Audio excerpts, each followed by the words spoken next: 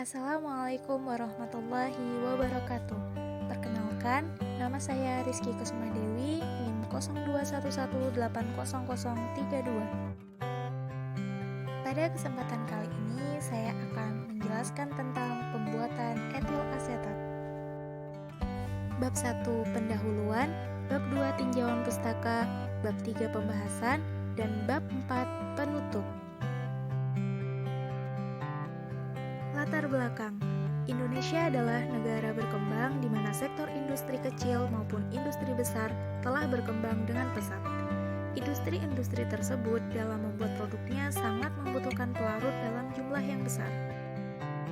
Pelarut yang sering digunakan adalah etil asetat. Etil asetat memiliki banyak kegunaan baik dalam industri maupun kehidupan sehari-hari, seperti pengaroma buah dan pemberi rasa atau juga untuk parfum.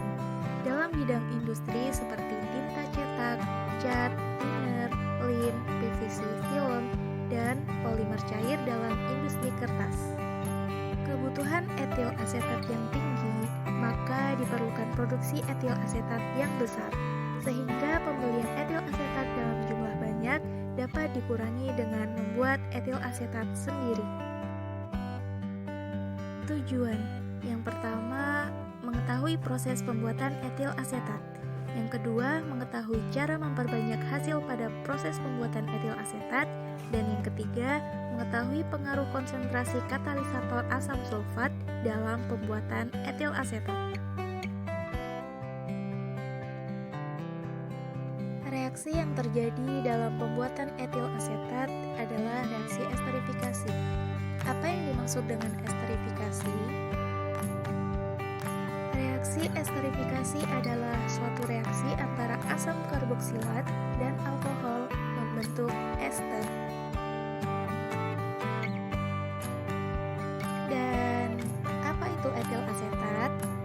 Etil asetat adalah senyawa organik dengan rumus CH3COO CH2CH3.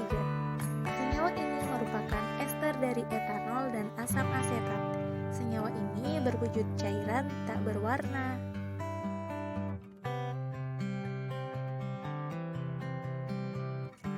Ciri-ciri etil asetat yaitu yang pertama, tidak beracun dan tidak terhigrokopis. Yang kedua, merupakan pelarut polar menengah yang volatil atau mudah menguap.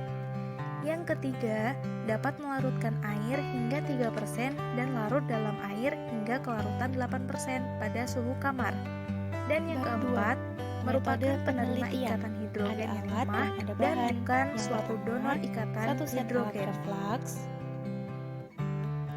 Yang kedua, satu set alat destilasi, kemudian gelas ukur, gelas beker, kertas pH, pipet ukur, pipet tetes, dan pengaduk. Sedangkan bahan yang digunakan adalah asam asetat glasial, batu didih, asam sulfat, etanol, natrium karbonat, kalsium klorida, dan magnesium sulfat. Langkah-langkah kerja pembuatan etil asetat ada 5 langkah. Yang pertama, proses reflux. Yang kedua, proses destilasi. Yang ketiga, penetralan. Yang keempat, pemisahan ester.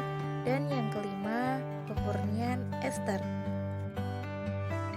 Langkah pertama adalah proses reflux. Reflux adalah proses penambahan panas pada suatu campuran sehingga dapat meningkatkan energi aktivasi, sehingga mekanisme reaksinya dapat berjalan dengan cepat. Reflux memiliki prinsip kerja memanaskan suatu larutan tanpa mengurangi volumenya. Hal ini bisa terjadi karena kondensor dalam sistem reflux. Kondensor pada proses pemanasan di reflux terjadi proses kondensasi yang dapat mengubah fase uap menjadi fase cair, di mana hasil kondensasi ini turun kembali ke wadah larutan sehingga volumenya tetap tidak berkurang. Pada proses reflux ini, kita menambahkan asam asetat, dan asam sulfat. Kemudian dipanaskan dengan menyalakan aliran pendingin balik dan menjaga suhunya pada 70 derajat Celcius selama kurang lebih 1 jam. Kemudian larutan dituangkan ke wadah lain agar batu didih terpisahkan. Langkah selanjutnya adalah proses destilasi. Destilasi adalah teknik pemisahan yang didasari atas perbedaan titik didih dalam tingkat volatilitas atau kemudahan dalam suatu zat yang menguap. Prinsip kerja dari proses destilasi yaitu diawali dengan pemanasan, sehingga zat yang memiliki titik didih lebih rendah akan menguap. Uap tersebut bergerak menuju kondensor, yaitu pendingin. Proses pendinginan terjadi karena mengalirkan air ke dalam dinding.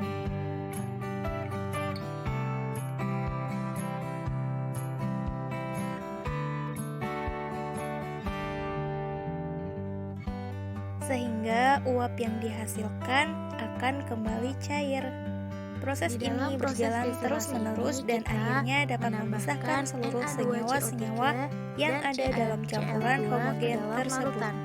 Dan melakukan destilasi dengan suhu 70 derajat Celcius selama 30 menit sampai 1 jam.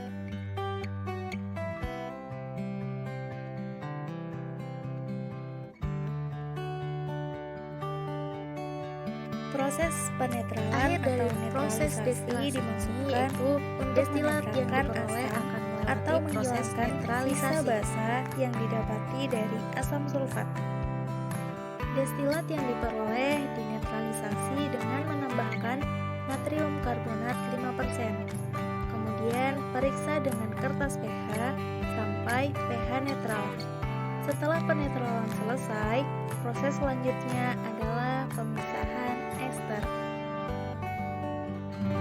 Pemisahan ester dilakukan dengan cara larutan dimasukkan ke dalam corong pemisah dan lapisan ester dipisahkan dengan penambahan larutan CaCl2 jenuh.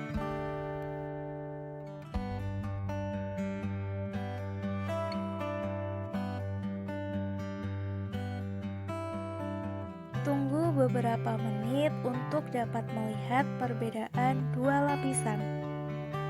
Siapkan gelas beker untuk menampung ester setelah dikeluarkan dari corong pemisah. Terkandung selanjutnya dengan cara menambahkan magnesium sulfat.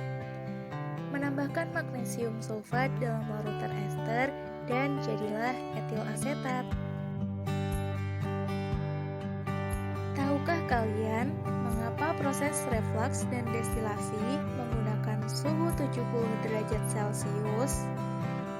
Apa fungsi dari batu didih pada proses refluks? Apa fungsi H2SO4 pada proses refluks? Dan apa fungsi dari NaCO3, CaCl2, dan NgSO4?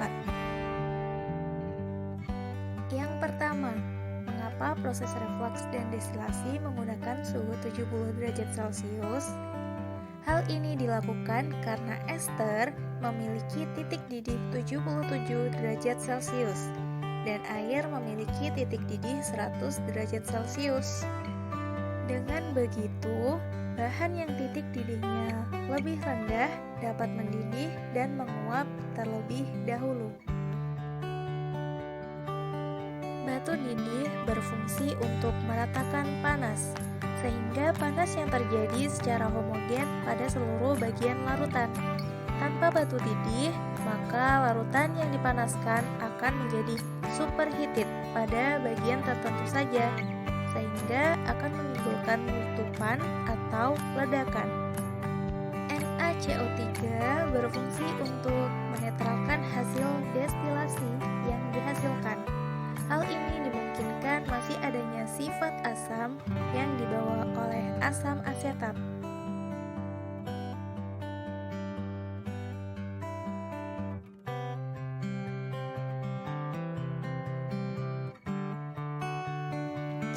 Cl2 berfungsi NGSO untuk memisahkan senyawa etil mengangkat asetat sisa-sisa yang air yang masih dari terkandung di promotor yang dalam masih senyawa ada etil di asetat dalam larutan. yang diinginkan.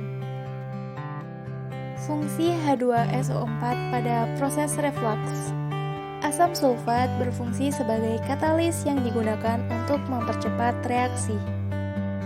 Katalis akan menyediakan rute agar reaksi berlangsung dengan energi aktivasi yang rendah, sehingga nilai konstanta kecepatan reaksi akan semakin besar, sehingga kecepatan reaksinya juga akan semakin besar.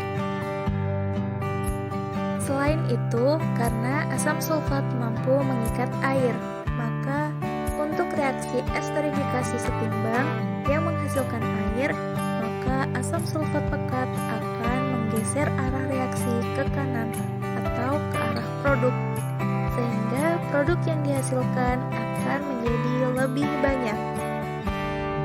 Sekian dari saya, Rizky Kusumadewi. Terima kasih, semoga bermanfaat.